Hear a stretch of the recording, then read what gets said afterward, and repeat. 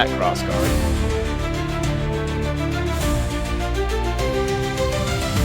In the land where shadows play, dragons rise at break of day.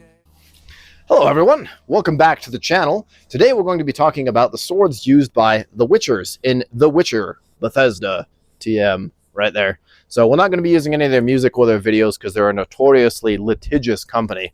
But today we're going to be talking about this style of crossguard and some potential advantages that it has over things like a traditional crossguard, something like that. So stay towards the end and I'll show you a couple different ways that we can use this style of crossguard versus something more traditional. So let's go ahead and jump right into it. So this type of a sword is actually, for those of you who have been in the sword fighting community for more than 10 minutes, will recognize that blade as a printed armory blade. Now, they went out of business a long time ago, but they've been bought up by a new maker. And so you'll still find these bare blades available all over the place. This style of hilt and crossguard is made by a good friend of mine named Joshua Von Warbear. See his profile picture right here. Oh, he's a bit of a legend, so let's get a nice close look at this specific one. So again, this is just a blank blade from Printed Armory. What we're most interested here is the hilt. So we can see we've got this lovely brass guard right there. Very sturdy, I can't bend it at all. Nice thick right there on the hand. We have a very, very comfortable leather grip. Now, Joshua Von Warbear, he is very famous for some high quality swords. You can see right here, we have a little bit of a gap there, but I've been handling this for quite a bit. We have an interesting riser, a brass ferrule, I think is what that's called right there. So maybe a little bit interesting to hold in your hands. This sword fits comfortably in both of my hands, and we've got a massive wheel pommel. And you know, if you know anything about swords, wheel pommels are like the standard go-to lovely sword. So this, I think, is a really good representation of what we'd expect from one of the Witchers to be carrying. Now, in the lore, the Witchers have a sword that is more traditional for fighting more traditional opponents, like men or soldiers, people like that, people that are non-magical creatures. And the swords that have this type of a crossguard are meant for fighting things like magical creatures. So this blade in universe would be made out of silver. And I don't know, I think that's, in my opinion, very lame, because you know silver doesn't hold an edge very well. It's typically used for things like decoration. And the idea is that silver can cut through any magical creature, which is amazing. Why don't they just make a part of the blade silver? They could take a fuller like this and just fill it with silver rods. And that would be beautiful and interesting and cool and great. But for whatever reason, they have opted to just make the whole blade silver. So needless to say, I am not that I don't have that much money, so this is a steel blade with Printed Armory fittings. Now, I acquired the sword secondhand, but as you can see, it moves perfectly well for being a secondhand sword. And that brass ferrule isn't making any difference in my hands. So this is mostly going to be a stylistic piece. However, if we're using the sword in one hand, you can see that you can actually kind of grip onto that just a little bit, and it gives you a little bit extra room. So we're mid-fight, we're fighting the boss, maybe it's some crazy, spiky monster of some sort. I'm not very familiar with the lore of The Witcher, but I know that there's a lot of potions that they have in game. So if I'm using this in one hand, I can perhaps draw a potion out of my belt pouch. Oh, how convenient. This is one of our sponsors. So if you look here, this is the Bucked Up, which is a company local to Utah. And they're actually really good. So this is the Rocket Fizz one, or the Rocket Pop one. They have many different flavors. My favorite is probably going to be the white gummy deer flavor, which tastes almost exactly like white gummy bears. So if you guys like energy drinks, we'll post a link in the description. Use my code SWORD123 and you'll get a big discount off of whatever purchase that you make from there. And it also helps to support the channel. So feel free to spend a lot of money there. I won't mind. I'll see if I can bring some of them to SoCal too for anyone that might want to try one, but let's see if we can make the sponsorship work. But yeah, so one hand, have a lovely Bucked Up in your other hand, you'll be good to go. We're taking a nice close look at this sword. You can see this has, get it in focus there, this has a lovely blade that you can change out if for whatever reason the monster you're fighting happens to be a little bit more dense than a human target. You can see we have these lovely cord-bound leather wrap going down into the blade. Just a slight taper going towards the end. And it sticks very plainly in the ground. Now, those of you who know anything about swords know that sticking your sword in the ground is actually a very lame idea. However, for this channel, you can see that it looks absolutely incredible sticking in the ground. So not only does that upswept guard look really, really nice, but it doesn't really get in the way of the function of the longsword at all. Let me just take a quick swig of my stamina potion here really quick. If you're cool, you can open it with one hand. Set that off to the side for a minute. So looking down at your blade, we're pretending that you are my opponent. Now, one of the reasons to have a crossguard in any type of fencing is to defend against other swords. If we're fighting magical creatures, I don't imagine many of them have swords. I've seen some gameplay footage of like the weird skeleton creatures that like to fight with swords. Yeah, we're not talking about those. I imagine most of the time the Witcher is fighting magical creatures, so things like claws or just sheer weight are going to be your primary opponent. So having a guard doesn't make a whole ton of sense in that situation. But let's say we come up against those weird skeleton creatures. They look like almost like ring wraiths from Lord of the Rings. Having a crossguard is always going to be preferable. Now with your typical crossguard, you can see we just have on this one just a straight across guard. This one, we've taken those and bent them up. So we're going to be losing just a little bit of hand protection this side. Now, why might we opt for that in universe? Now, let's say I am fighting my opponent. If I have those guards, I can still do all of the things that a typical longsword can do.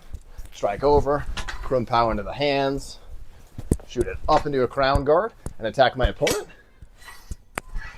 I can do all the things that that can do. But one advantage is if I'm fighting an opponent that might not be used to very, very bindy things like rapiers, I can take that, block it up into a crown guard or posta di corona, if you're in the Italian tradition, and I can actually turn my sword so that my angle is on angle with their head, but I have trapped their sword, and I can slide down their blade and attack them.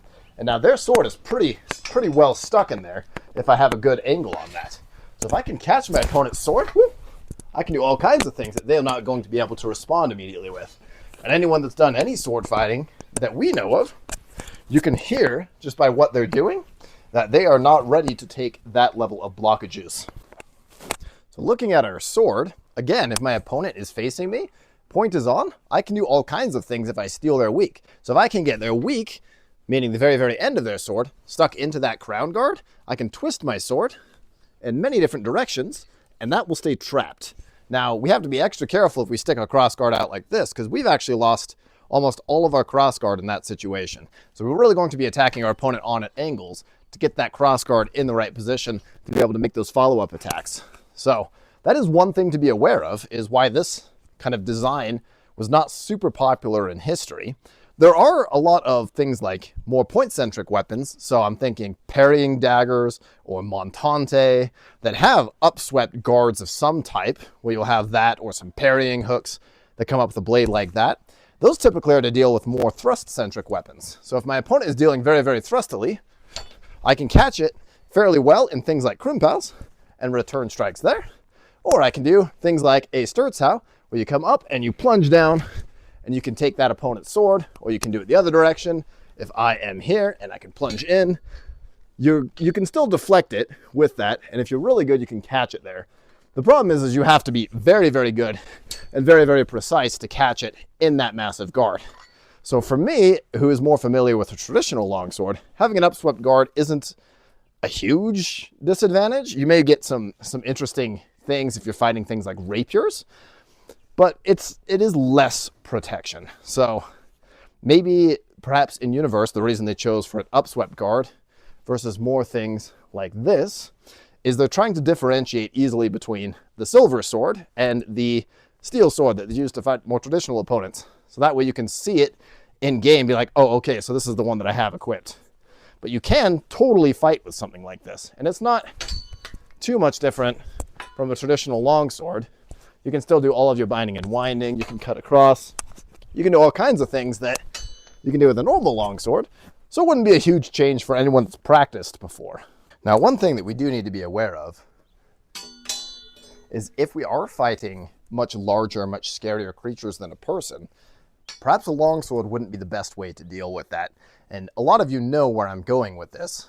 If your opponent has a reach advantage on you, or if they are stronger than you, or if they are faster, or if there's a lot of them, a longsword is not going to be your best choice. It's a good versatile weapon and it looks really cool, but what we're really looking for is a spear.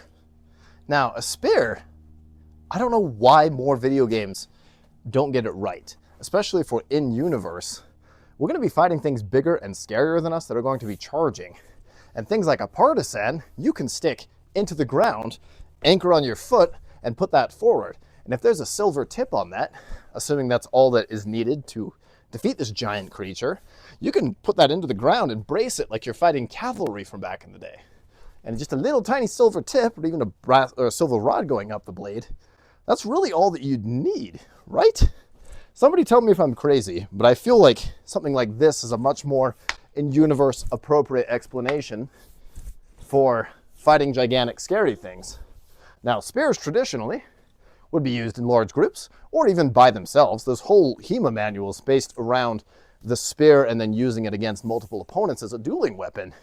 You stand with your left foot forward, you can close over the top line and sneak it in. You can come from underneath, kind of scoot that in and be all kinds of scary. So even if we're fighting normal people and we just have our silver spear in our hands, we don't need to have a super hard tip. Traditionally, a lot of these spears would be made out of a mild steel because really everything is focused just right there on the end. You don't need to hold a super good edge. If you have a ton of leverage, you can cut into your opponent and do all kinds of crazy things. So maybe I'm totally insane, but I feel like the spear would be a better choice. Even if we're not carrying two long swords, just carrying a singular spear, and that allows you, especially if you're in like a Dungeons and Dragons context, you have a free hand to either, cast your magic spells, do your somatic component of any D&D spell, or in the universe of The Witcher, you have the ability to drink more of your stamina potion. Hey, it's really good. If anyone's ever been to those cool ice cream vans as a kid, it tastes exactly like one of those popsicles. So again, go spend money there. It's a great option. Even if you don't want to support me, just go spend money there. So something like a partisan with parrying hooks would be a better option. So kind of a final look at the sword, you can see, it looks really cool. In universe, it kind of makes sense. But again, the spear is the king of all weapons. So I don't know why they're not using that against opponents that are going to be much stronger, scarier than you are. But as kind of a looking device, this looks really cool. If you ever want to show off at things like a Renaissance fair, or you wish to go to a cutting tournament and act a bit facetious or outstyle your opponents, which really is the whole goal of HEMA, something like this is a great, fun, interesting option that doesn't affect how you fight very much. Now, if this was going to a cutting tournament, I would probably want to remove that ferrule in the middle. But Von Warbear, he can do all kinds of stuff. And you can see a lot of his work pictured here. Definitely go spend money at him. I'm not sponsored by him, but he is a good friend of mine, and he has made a lot of really incredible things you'll see floating around. And it's still probably the most comfortable grip that I've ever held when it comes to a longsword. He also makes arming swords, daggers, Viking apparel. He does pretty much anything that's regarding weapons. So spend money at his shop. But thank you so much, guys, for staying till the end. And again, if you like energy drinks, feel free to go ahead and shop at Bucked Up. They do a great job. I've been drinking their products for years, even before they sponsored me. They also have supplements for weight loss, muscle gain, pretty much anything that you need in the supplement brand. And yeah, thanks so much for staying to the end. And I look forward to sharing more videos with you guys as we get closer to SoCal. And I'll make sure to post all of our tournament footage there. I know that the guys from Sellsword Arts are going to be there. So my primary goal is to see if I can get some kind of a photo with me and him so that we can kind of nerd out a little bit together. Because one day I would love to be as big as his channel, and he produces a lot of really interesting content. So if you guys have any suggestions of how to make this channel more interesting, bigger, more fun, exciting, always up for that. So in the meantime, you can hear I'm talking very fast. I need to go and take a rest before I die because these energy drinks are very powerful. So thanks so much for watching to the end. This right here is a sword with printed armory fittings and a Joshua Von Warbear hilt. And this has been The Most Dangerous Swordsman. Thanks for watching.